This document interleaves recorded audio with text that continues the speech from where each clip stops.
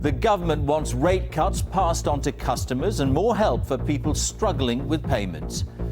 Also on tonight's programme, the body of a mother who went missing last Friday has been found, but her severely disabled son is still missing. James is still unaccounted for, and it would be fair to say that we are extremely concerned for his well-being. He has the mental age of an 18-month-old child and other health problems, including epilepsy. Senator Clinton meets Senator Obama. The Clinton versus Obama slugfest, how the battle for America's presidency is turning nasty. And is this really a crime? The father of four with a criminal record after overfilling his wheelie bin. On BBC London, the political elite joins the family of Stephen Lawrence 15 years after his murder. And accused of breaking election broadcast rules, a TV satellite company is under investigation.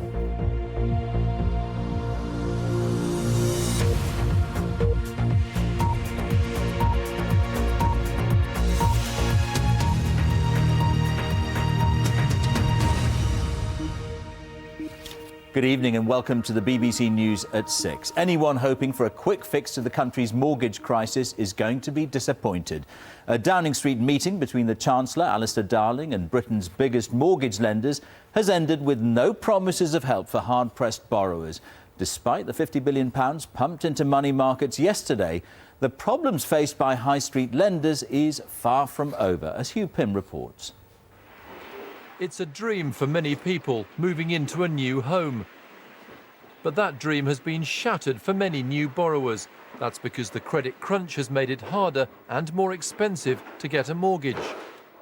So how can we get more mortgages? That was one item on the agenda at a Downing Street meeting between the Chancellor and the mortgage lenders. They were under pressure to do more to help borrowers by passing on interest rate cuts. Yesterday, the Bank of England announced a £50 billion injection of funds to kickstart the money markets. Here at the Treasury, they're hoping that the measures designed to get banks lending to each other again will in due course produce benefits for borrowers in the shape of mortgages which are cheaper and easier to get. But here at the Bank of England, there's a different emphasis. They're saying it's nothing to do with bailing out the housing market. The measures are designed to underpin the banking system and to try to avoid another Northern Rock-style failure.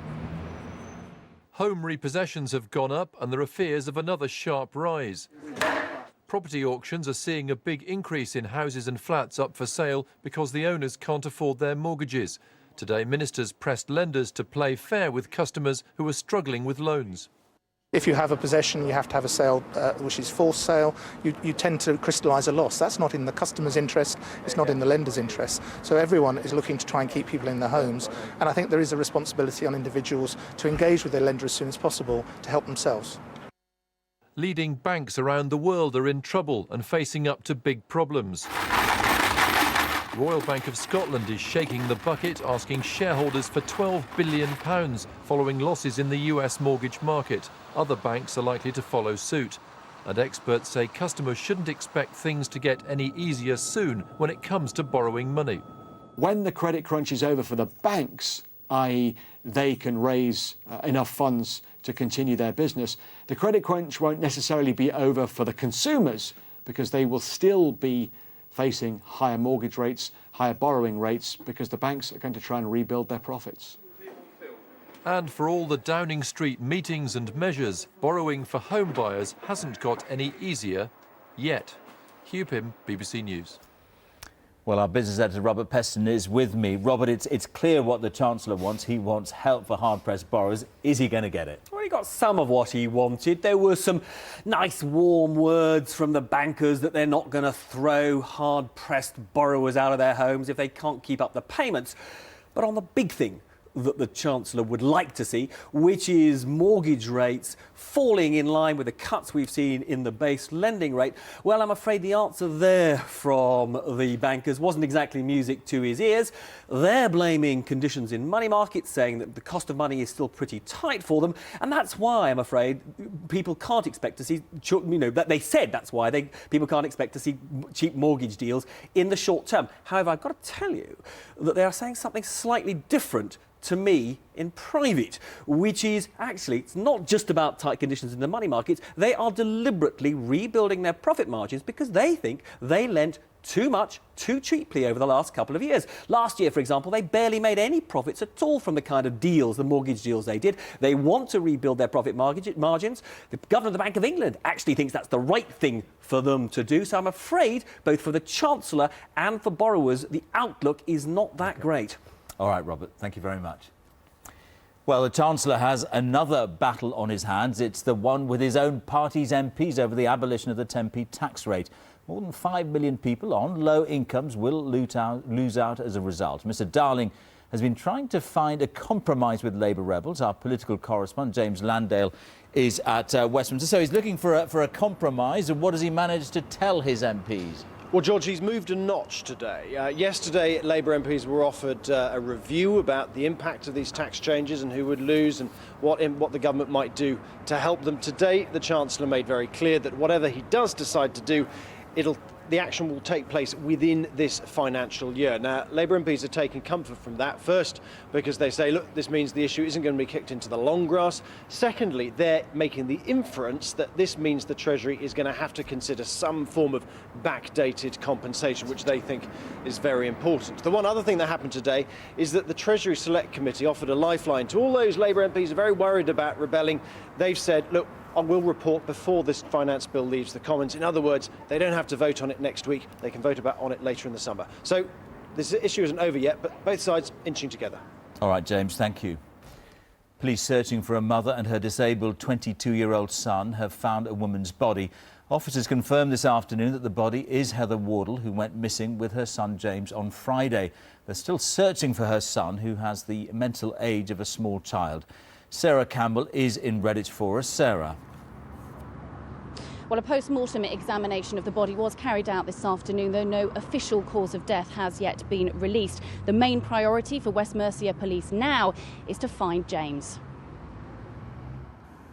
She was described today by her family as a fantastic mother. For 22 years, Heather Wardle had cared for her severely disabled son, James. Yesterday evening, a group of local teenagers found her body in undergrowth less than a mile from the family home. She leaves behind 4 boys. The youngest is 6 years old. James, the eldest at 22, is still missing. He has the mental age of an 18-month-old child and other health problems, including epilepsy. His most basic needs need taking care of if he cannot fend for himself. Heather Wardle was last seen at 6 o'clock on Friday evening. She left home saying she was going to see a friend. When she didn't turn up, her family became concerned, and on Saturday, both Heather and son James were reported missing. The police then carried out extensive searches of the area using dog teams. Heather was found 3 days after having gone missing. I mean, Thursday, she just seemed as normal as usual. She was quite a bubbly sort of a person, and she just seemed that way anyway Thursday. No different, it was just awful. It's just such a shame. Very nice person. Yes, very friendly, very sad. One line of inquiry as to why Heather went missing is the strain she may have felt as a full-time carer. This Redditch-based charity says the pressures some carers feel can go unnoticed. They feel very lonely, isolated, guilty. They are looking for guidance and support, but they put on a brave face. No one really knows the inner turmoil. The search for James continues tonight, and the police say they are extremely concerned for his safety. So those searches continue, and the police are really asking the public for any help and information to work out why they went missing in the first place, and most importantly, to find out where James might be now. Sarah, thank you. The widow of Gary Newlove, the father of 3 kicked to death by a gang of teenagers, has told MPs that Britain's court system is utterly disgraceful. Gary Newlove was murdered by vandals outside his home at Warrington last August. Giving evidence to a parliamentary committee, his widow said the needs of victims were being ignored and there were no excuses for violent behaviour. My children are just the same as these children. They don't go out and do this to people. They don't go out and drink. It's got nothing to do with that. It's got to do with the fact of going out, glamorising getting drunk, and then doing these acts, and then getting your mobile phone and taking pictures. This is not a case of we've got nothing to do. This has gone above the boundaries totally. The trial of two men accused of trying to blackmail a member of the royal family has been hearing evidence in closed session today. The identity of the member of the royal family cannot be disclosed for legal reasons. Our royal correspondent Nicholas Witchell has been in court. Nick, I gather they were listening to some tapes in court today. What can you tell us about them? George, these are the tapes which are really at the centre of this case. These tapes were made by the two defendants, Ian Strachan and Sean McGuigan. They show the person known as Witness D. Now, Witness D is the employee of Witness A. Witness A is the name that we have to give to the member of the royal family against whom the alleged blackmail plot was launched. And the tapes show, and from them you can hear Witness D making various pretty sordid, unpleasant, unsavoury comments about members of the royal family, and the allegation that Witness A performed a sex act on him. These tapes, audio tapes today, were played in closed session to the court. A small number of journalists, though, were allowed in court while they were being played. The court also heard from a detective inspector from the Counter-Terrorism Command. They were brought in to set up the sting operation, at which the two defendants were met by an undercover policeman posing as a representative of Witness A. Ronald Thwaites, QC for Sean McGuigan, suggested that at no point did the defendants actually utter a demand for £50,000. The inspector said that the demand was implicit. The case continues. Nick, thank you. The BBC has learned that hundreds of American troops are fighting in Basra alongside the Iraqi army in their campaign against militant militia groups. Basra was under British control until last December, and 4,000 British troops are stationed at a base outside the city. It's understood that they're offering artillery and other support to the operation. Crispin Thorold is in Baghdad. Americans under attack in Iraq. There's nothing unusual in that, but this is Basra, the place where British troops are based. These fighters are the reason why the Americans are in the city. For weeks, the Iraqi security forces have been trying to defeat the Shiite militiamen from the Mahdi army. But now it's emerged that Britain and America have stepped in. The BBC's learned that over the past 2 weeks, as many as 1,000 US combat troops have been sent to Basra from other parts of Iraq and the Middle East. Outside the city at the airport are 4,000 British personnel. They have an overwatch capacity. Straight over. Good lads, come on, that's it. In practice, that means training Iraqi soldiers. But a Western military source tells us that it includes mentoring by special forces on the ground. Elite British and American troops are operating covertly in Basra, an acceptance perhaps that the Iraqi forces are not up to the job. There are more than 500,000 members of the Iraqi security forces, and they are critical to American policy in this country. Eventually, the United States wants to hand over security control to them. But as a leading general recently said, they're not yet ready to defend Iraq. In recent weeks, many have deserted, sometimes to clerics loyal to the militia they're meant to be fighting. Others just quietly went home, like this man who doesn't want to show his face. I don't want to fight Iraqis or Muslims. How can someone fight his brother or his cousin? How can I kill him in the street?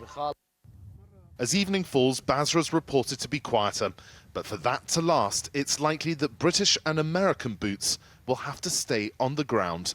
Crispin Thorold, BBC News, Baghdad. The Ministry of Defence has named the soldier killed in an explosion in Afghanistan yesterday. He was Trooper Robert Pearson of the Queen's Royal Lancers. The 22-year-old from Grimsby in Lincolnshire was in an armoured vehicle in Helmand province when it hit a mine. Gareth Corkill has a criminal record. He hasn't hurt anyone and he hasn't stolen anything. No, his crime is that he refused to pay a fine for putting too much rubbish into his wheelie bin. Copeland Borough Council insists it was right to take the father of four to court, as Mark Simpson reports.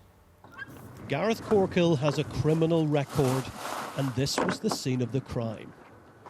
He had so much rubbish in here, he couldn't quite close the lid. The council took this grainy photograph and later issued him with a fixed penalty notice. He refused to pay it, arguing the lid was only about 4 inches open, but he ended up going to court. And he now faces a total fine of £225. I'm quite annoyed because, you know, as a kid I was taught to put rubbish in my bin. I teach my kids to put rubbish in bin, and I just can't believe that I got fined, well, £225 in the end for putting rubbish in my own bin. You know, it's just a joke. The council say the family had been issued with warnings and had already been given an extra large bin, but they say they did nothing wrong. I think it's absolutely disgusting. I can't believe that it's a criminal offence. I just can't believe it. In the future it can cause us problems for basically doing what you're supposed to do and put your rubbish in your bin. Over to the man from the council. In retrospect, was this not a bit of an overreaction? At face value, it appears a bit of an overreaction, but bearing in mind the previous history and how we've worked with the family trying to help them, but they persistently offended, and sadly it came to this. What is policy here? Is that okay? As long as it's nearly closed, is that okay? The line we take with our residents when we're issuing them advice is bin lid closed, so closed means closed. Not even that? Closed means closed. Critics accuse the government of introducing more than 3,000 new offences in the past 10 years. The potential cost of leaving your bin lid open may be a surprise to some, but at least now you have been warned. Mark Simpson, BBC News, Whitehaven. Well, the time is 16 minutes past 6. Our top story tonight. There's no promise of an early cut in mortgage rates after bankers meet the Chancellor. And coming up, the new chance to marry in the church of your choice. Later on BBC London. My question is, what would they be doing? The questions you posted on the net are answered by mayoral hopeful Ken Livingstone. Plus, we're at Anfield ahead of Chelsea's Champions League battle with Liverpool. More at 6:30.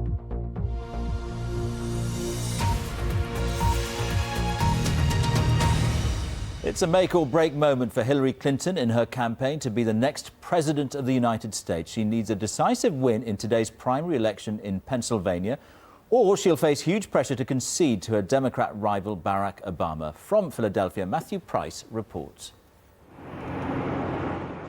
Early morning, driving into Pennsylvania, on the way into America's next political battlefield. This is the cradle of this country's democracy, the birthplace of its political system. Today, there was a little last-minute campaigning from Hillary Clinton. Asked what she would do if Iran got nuclear weapons and attacked Israel, she was unequivocal. Whatever stage of development they might be in their nuclear weapons program in the next 10 years, during which they might foolishly consider launching an attack on Israel, we would be able to totally obliterate them. How that went down with the voters, we don't know. But today, they were out from early on. Inside the voting stations, of course, it's all very polite and friendly. But the battle raging at the moment at the top of the ballot paper between Barack Obama and Hillary Clinton is getting increasingly personal, increasingly bitter. Both candidates are trying to land a knockout blow. Senator Clinton meets Senator Obama. Hey, listen. It's getting so nasty that Clinton versus Obama has been turned into a wrestling video clip. She slammed him for being all talk, saying actions speak louder than words. He smacked back, questioning her experience, and said she'd exaggerated her role. Bam! Back came Hillary, saying he's elitist and patronising. The next Barack attack accused her of indulging in trivial slash-and-burn politics. With the early advantage on Hillary. It's getting so tense because the race is so close. Barack Obama is ahead on all counts, but Hillary Clinton believes she still can win. And there's no sign of the referee calling a halt. Senior officials, though, are concerned. I know that the higher echelons of the Democratic Party are wringing their hands over this. The fact of the matter is we're having record turnouts everywhere. We get to run an election in Pennsylvania 4 or 5 months before the big election. We haven't done that in years. But with Hillary Clinton expected to win here today, this primary probably won't end the race. the fight will almost certainly go to another round. Matthew Price, BBC News, Philadelphia. Here, the British Airport Authority's control of 7 British airports may be broken up after the competition watchdog said passengers' interests were not being well served. BAA operates Gatwick and Heathrow, where it's been severely criticised over the recent chaos at Terminal 5. Here's our transport correspondent, Tom Simons. It's not easy running an airport. More passengers, tighter security, demanding airlines. And that's on a normal day. Opening a new terminal proved to be a recipe for disaster. Once again, please accept our sincere apologies. The Competition Commission has concluded having one big company owning everything is bad for competition, and that's bad for passengers. And so the Commission is thinking of breaking up BAA's empire. It says Glasgow and Edinburgh should be competing with each other. BAA may have to sell one of them. The same for Heathrow, Gatwick or Stansted. Gatwick's the most likely candidate. BAA wants to concentrate on Heathrow. I don't think Gatwick should be sold off, but I do think Heathrow is a very particular case, and we need to give careful attention to the Heathrow investments required. The Commission believes that passengers are willing to switch between airports as long as they're owned by different operators, each competing to offer a better service. In fact, some airlines believe there should be different terminals owned by different companies, all competing. At Gatwick, Virgin believes being able to negotiate with different airport owners would make a real difference. We as an airline could go to that airport and say, what are you going to do to attract us to use your airport?